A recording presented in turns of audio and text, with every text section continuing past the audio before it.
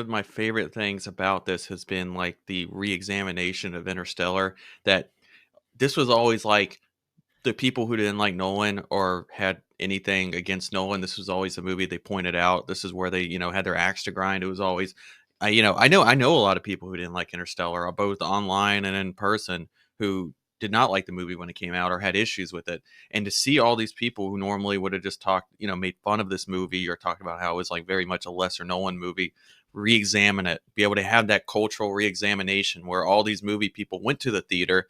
And I have some theories to why this did so well in our current age compared to maybe 2014. And I did well there, but I'm just talking about critically. It made me feel so It's much better that people got to come back around to this movie with fresh eyes, with a fresh perspective, a little 10 years older. And we're like, oh, like this was actually one of our great movies that maybe we didn't give enough respect in the time that it came out at. one of the great things about this movie is that it's prescient and it's timeless. With a lot of Nolan's movies, that's what it is.